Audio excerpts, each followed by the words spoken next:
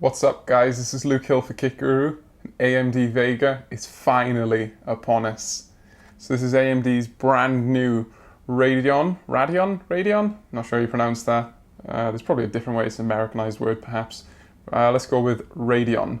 Radeon RX Vega 64. So this is the 8GB HBM2 card. Brand new gaming powerhouse from AMD. This is designed to compete with NVIDIA's higher end offerings, so the GTX 1080 type performance. And as you can see, this is the air-cooled model we have here that is suggested to come in at £450 in the UK. So, it's been a long time in the waiting. I used to have a nice head of black hair when we first heard about Vega, but now there's quite a few greys poking through. But it's finally here. The meme can die. Where is Vega? Well, it's right here. It's sat on my desk. It's in retailers. It's out in the open. And without further ado, let's take a deeper look at the card. So let's first do our quick obligatory run through the specifications. Of course, all these details are pretty much known by now. They have been since AMD's event at the end of July in Los Angeles. We knew a lot before then. We knew details with the Vega Frontier Edition as well. So this is Vega 64. So the 64 means 64 compute units. It uses the Vega 10 GPU, which is fabbed on a 14 nanometer process and measures in at 486 millimeters squared. As far as stream processors go, you have 4,096 processors, quite a few, and they're clocked at boost speed of up to 1630 megahertz on the air-cooled card. However, AMD actually quotes an average more in the 1500 megahertz region because this card will throttle its TDP and temperature. It will throttle to keep the TDP and the temperature down to appropriate levels. So you're more likely to see operating around about the 1500 megahertz region, depending on your coolant and how long you're playing a game for, of course. On the topic of TDP, this is a power-hungry card. So you can see the dual 8-pin connectors on the side, which means this is rated at 295 watts TDP for the air-cooled variant. So very, very hefty. And AMD is actually suggesting with the reviewers packaging and presumably the retail packaging from board partners that a 750 watt power supply should be used. So if you thought you're going to stuff one of these in your little tiny mini ITX case or your Fanny Wang power supply from a knockoff market somewhere elsewhere in the world, no, absolutely not. High TDP, dual 8-pin connector is going to be pumping out a lot of heat into your case. This is a performance enthusiast card through and through, and you need the power supply to go with it. So processing power, you're talking in the region of 12 to 13 teraflops compute power. AMD supports FP16 rapid pack math, so that doubles the performance power, it's half precision, to around about mid 20 teraflops worth of power, so about 25 teraflops worth of processing power, which is pretty insane. It's pretty high indeed, so a very, very powerful card if you can put the type of workload towards this card, which will really benefit and leverage all of that performance under the hood.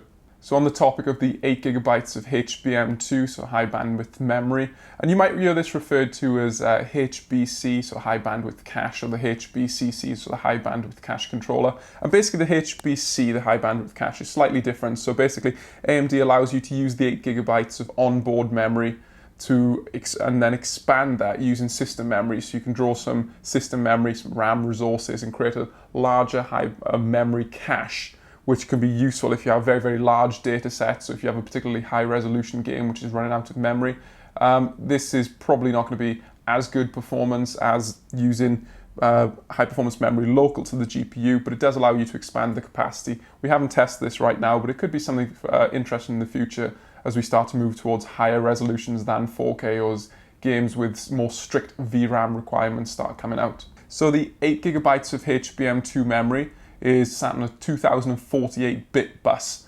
So this is two stacks or two packages sat directly next to the Vega GPU. So it's all on the same package, which allows the board size to actually be reduced if they want. So there might be a nano variant like we saw with the R9 cards, and that could be quite cool.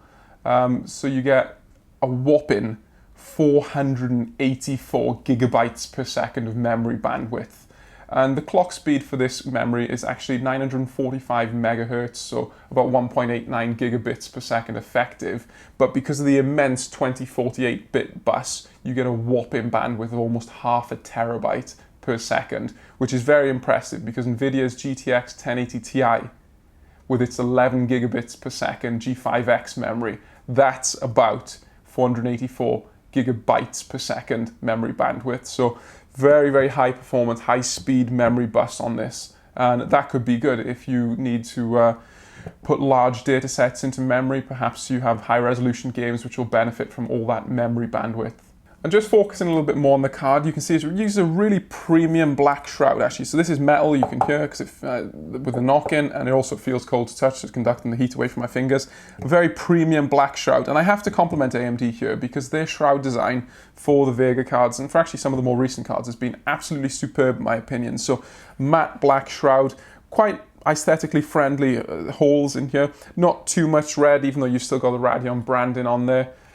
You use a really fat black back plate, which looks very, very good. So kudos to AMD there. Of course, NVIDIA's Founders Edition cooler is something that a lot of people like. However, it is silver and black and uses green on the sides, so the style may not fit all builds in the world of RGB. But AMD's black shroud is, of course, far more understated than something that's perhaps bright and silver. So this may appeal to more people. So the Radeon logo on the side uses red LED. And that could be a sticking point for some people, some users. They may not fancy the red LED logo on the side, but this is kind of similar with NVIDIA's GeForce logo where it glows green. And that's the brand image, so some people might accept that, or some people may prefer to remove the cooler, put a water block or an aftermarket cooler on there, or go for aftermarket board partner cards. But as far as I'm concerned, in my opinion, very good looking card, really premium shroud, got quite a bit of weight to it. So very, very good build quality that really does justify the £450 price tag in the UK. So the price is $499 MSRP, so of course US dollars, and that gets a pretty decent conversion actually by general conversion rates to about £450 in the UK. However, at the time of shooting this video, I have the fortune of having seen the launch buzz pass, and there was basically no way you were getting this for £450 in the UK, so it sold out very, very quickly, and we're currently seeing pricing closer to £600. This will hopefully and probably settle down in the future. There might be initial buzz, initial pent-up hype, because a lot of AMD fans have been waiting a long, long time for a high-performance graphics card, and that could be driving up the price. So I think when more stock comes through, and we have spoken to AMD, and they have said that £450 is the price. So hopefully it will get back down towards that price in the near future. So of course, being £450, around $499 in the US, this positions the air-cooled Vega 64 card almost smack bang in the middle of GTX 1070 and GTX 1080 territory. So a decent 1080 with an aftermarket cooler set you back about 500 quid. 1070 is talking about maybe 380 quid. You can get it cheaper if you can manage to find one, but the miners usually gobbles up pretty quickly indeed. So you're talking 350 to 380, maybe closer to 400 if you really want to guarantee one and click buy and get it tomorrow. So basically, Vega 64 in the air-cooled variant at £450 sit very, very nicely in between 1070 and 1080 pricing. And sitting between 1070 and 1080 pricing, AMD is targeting 1080 type performance. So NVIDIA's card has been out in the wild for well over a year now. 1080, fantastic card, is very good efficiency, good gaming performance, pretty decent offering for 1440p gamers. So AMD's got a tough task on their hands. However, they are pretty confident that they can offer competitive performance and undercut the 1080 on pricing. So let's hope that competition is brought back to that high-end segment of the market. So speaking of target market, we can say this off the bat, this is not going to be a 4K 60 crushing card which will power through your latest AAA titles at very high or ultra image quality settings, and it isn't designed to be. Those cards are very expensive, 1080 Ti, Titan XP, and AMD understands that market is quite slim and perhaps not worth going for when they can go for a bigger market segment which is at a lower price point. So instead, AMD is targeting 1440p users, and this ties in with the packs. And I mentioned the Radeon bundle packs, and please go to the KitGuru website to read more about that, because we could be here all day talking about the packs, and I've got better things to do, like sleep at some point. So go see the packs on the KitGuru website. But AMD is trying to entice 1440p users with this card, and that's quite interesting because 1440p FreeSync monitors actually hit a really nice price versus performance point at this point in time. So they're quite noticeably cheaper than their G-Sync competitors. And 1440p is kind of a resolution sweet spot at the moment, so it hasn't got the high detail of 4K, but it doesn't need the crushing system resources of 4K either. And of course, with 1440p, in its standard 2560 by 1440 variant or 3440 by 1440 ultra wide variant, you can get higher than 60 Hz refresh rates. So 1440p is a very enticing sweet spot for gamers at the moment, and AMD is targeting Vega 64 at 1440p gamers who happen to be wanting to use a FreeSync monitor and get into the variable refresh rate ecosystem, and FreeSync is a very good and cost-effective way of doing that. So that's enough talk about the card and the ecosystem. Let's talk about performance. And I'm not going to spend hours and hours going through every single graph in detail. I'm going to give you a brief overview of performance with my cheat sheet. So we tested with a turbo power profile, which prioritizes performance over lower temperatures or lower noise or lower power consumption. So we suggest that you have a play about, see what fits in your system quite well if you did decide to pick up this card. We tested in the turbo mode because we want to see the all-out performance. So starting off with FutureMark and 3D Mark, performance is actually very similar in 3D Mark Firestrike and Firestrike Ultra, so 1080p and 4K. Very similar to an overclocked 1080, so you're talking decent performance figures there. Time Spy puts the AMD Vega 64 card slightly behind GTX 1080 overclock performance, an overclock board partner GTX 1080 card, but it's still ahead of the GTX 1070. So we see early off the bat AMD is making good strides against the 1080 actually, and is opening up a nice performance lead against the cheaper, of course, GTX 1070. So Ashes the Singularity, the 1080 is actually faster than Vega 64 by about 10 to 24% depending on the resolution. So an overclocked board partner 1080 with a good cooler, which will set you back about 500 quid, is about 10 to 24% faster. So it's noticeably faster, but it's also more expensive, of course. Vega 64 compared to the 1070 Founders Edition is about 8 to 15% faster, depending on the resolution. So next up we have Deus Ex, and this is known to be a title that AMD historically performs quite well on. So this title actually, the Vega 64 card was basically able to somewhat match the GTX 1080 level performance. So there are very, very small differences between the 1080 OC card and the Vega 64 card. So it's a very good result for AMD there, because of course Vega 64 is cheaper, and this is a reference cooler, which isn't a reference board, which isn't factory overclocked or has a very good cooler on it to prevent thermal throttling. So good performance in Deus Ex across all resolutions. And the Vega 64 card opens up a very, very strong lead against the GTX 1070, but of course it should because it's more expensive. So talking more about Deus Ex, the Vega 64, as we'll see as a trend actually throughout the performance analysis, sits in a very nice sweet spot for 1440p users. So you're talking average frame rate close to or above 60 FPS, solid minimum frame rates, and they sit in a very, very complementary range for a FreeSync 1440p monitor. So next up we have Ghost Recon Wildlands, and this sits Vega 64 again between 1080 OC performance and 1070 FE performance. So Vega 64 is somewhere in the middle of those two. So the 1080 OC card is around about 12 to 15% faster than Vega 64 depending on the resolution, and Vega 64 is around about 7 to 14% faster than the 1070 Founders Edition depending on the resolution. So it sits somewhat in the middle of those two, which is actually justifiable given the pricing. So again, as with the case with Deus Ex, very good 1440p FreeSync type performance from Vega 64, so a good average frame rate, a good minimum frame rate, which will be very, very beneficial to a lot of FreeSync gamers who've got 1440p monitors. So next up we have Grand Theft Auto, and now Grand Theft Auto is known to be a title which performs very, very well on NVIDIA hardware, not so well on AMD hardware. And the current driver revisions were somewhat of a nightmare with Vega 64. We suffered many, many game crashes, which were specifically at 1080p a lot of the time, which was very unusual. So we had to boot up into safe mode. So it looks like there's still optimization work to do, and the performance suggests that. So actually the Vega 64 card was beaten by a 1070 FE and the 1080 OC in Grand Theft Auto. We do expect this to change, and AMD at 4K actually managed to claw back performance and outperform the 1070 FE. So there's clear potential for Vega 64 there if you're gaming in Grand Theft Auto at a high resolution. However, at the moment it looks like there could be some software bugs that need to be ironed out. So last up we have Rise of the Tomb Raider, and again, as we expected, Vega 64 sits above a 1070 FE and below a 1080 OC card. So the 1080 OC is about 16 to 19% faster than Vega 64 depending on the resolution, and Vega 64 is around about 9 to 14% faster than the 1070 FE. So again, somewhere in the middle, And again, this card will offer you good 1440p FreeSync type performance. If you want to turn down the anti-aliasing, I can never pronounce that word, anti-AA. If you want to turn down the AA from 2x SSAA like we tested with, then you will get solid performance for 1440p gaming. So the general trend for Vega 64 in its air-cooled variant with the turbo power profile was that it's a bit faster than a 1070 Founders Edition and a bit slower than a 1080 overclocked card. And this is unsurprising actually given the pricing. So it sits quite reasonably where its price should be. So not tremendous value in that respect, but quite reasonable for its price point.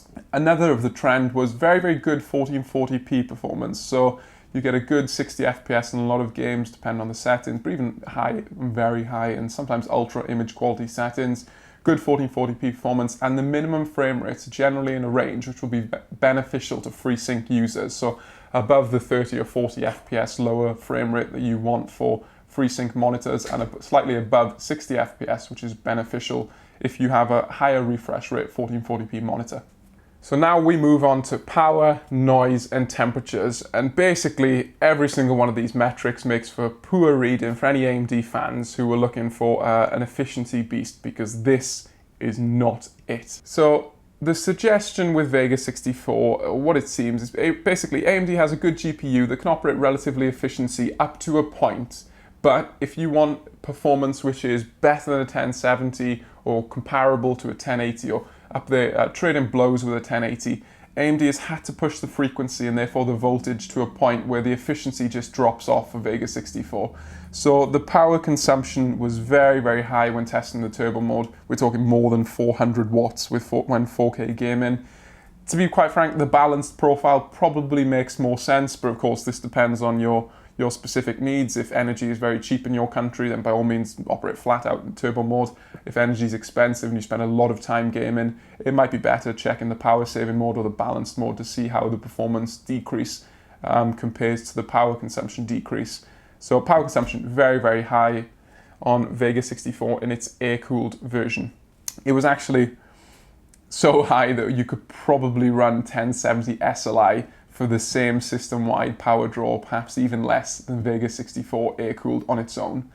So yeah, it's pretty immense. AMD has just not challenged NVIDIA when it comes to power efficiency at this level, and it doesn't look like they're going to for a while, not with Vega 64 at least. So thermal performance, the air cooler is pretty decent in itself, but when tasked with such a high thermal load as put out by the GPU, it just becomes not a very efficient part. Basically, it's put under far too much stress. So the throttling point under turbo mode was 85 degrees C, and this card will hit 85 degrees C on the GPU within a couple of minutes of 4K high performance gaming, and the cooler will start to spool up. So temperatures are not great. Hopefully board partners can address this issue with their dual fan or triple fan coolers from the likes of Sapphire and Asus and whoever else. They probably will be able to, because the 290X, for example, was a power-hungry, hot-running card until the board partners got their hands on it, and they tamed the beast, so to speak. So fingers crossed for that. This cooler's decent, temperature's not great. And noise. So of course, heavy power draw, high temperatures. The next one is noise. It's pretty obvious. The noise is high. It's not great. It was louder than a 1080 Ti Founders Edition cooler, and the 1080 Ti is in a completely different performance league. The cooler actually sticks to 48% fan speed, so about 2400 RPM by default, and you can change that in custom mode, but it sticks to that by default. It still throttles at 85 degrees C. So I first of all thought it was a bit of an oversight by AMD to not use a higher fan speed. However, when testing with 60% fan speed, this is what I would consider to be borderline unbearable, even perhaps with headphones on. And the reason I say borderline unbearable with headphones on is I was testing this in the early hours of the Monday morning on launch day, and I mean the very early hours. And in the neighboring room, some of my family members were sleeping. I did not want to push past around 66% because I was very concerned that they were going to start getting woken up. This is a loud card at higher fan speed percentages. Of course, the cooling performance is better, but it can be a loud card. Even by default, it's pretty loud. It's not very pleasant. So again, this is one of the ones where we hope board partners with aftermarket coolers can fix that. Or just chuck a water block on there. So to summarize, Vega 64 is finally here and it's making a statement in the market. There are other Vega cards available. We'll be reviewing the Vega 56 very soon. So Vega 64A sits generally between a 1070 and 1080 OC level performance. So it's closer to, it's competitive against the 1080 OC cards. Of course, it's cheaper, so it's not as competitive as you might expect, given that it's cheaper, and it's faster than a 1070, for example. So our overriding emotions are, it's great to see AMD competing in the high end again. Board partner cards with factory overclock should be able to help this GPU, especially because they'll have better coolers, so quieter, better thermal performance. They will help AMD a lot, so we look forward to seeing those. Good 1440p gaming option, and of course a good option if you want to get into the FreeSync ecosystem, as it's significantly cheaper than G-Sync, and variable refresh rate gaming is fantastic, superb. I highly recommend it, whether it's FreeSync or G-Sync. This is a good option for FreeSync. So HBM2 offers massive memory bandwidth, which may be useful for future high-resolution titles or other compute tasks you might throw at your graphics card. And that's kind of one of those wildcard features that is pretty unique. It's cool to see. So it's good to see HBM being used in high capacity, because obviously Fury X in the past was limited by its 4 GB capacity. But this is 8 gigs, so good to see HBM2 wildcard, interesting, seems to do all right. So overall, pretty decent card, good to see AMD back in the market. The cooler on this air-cooled card isn't great. At the moment, the price is just all over the place because of the initial launch rush. However, we think board partner cards coming in sub 500 should be able to make a better statement in the market, and that will be good to see. Nvidia's competing offerings, so the 1070 and the 1080, still look like pretty good value options in all fairness, but AMD has definitely given consumers something to think about in the high-end GPU market. So kudos to AMD. Vega is finally here. For more information, we do encourage you to go and read the full written article on KitGuru. So thanks for watching this video. If you liked the video, click like and hit subscribe if you want to see more like this. If you didn't like it, click dislike and tell us why. I'm Luke Hill for KitGuru. Until next time, all the best.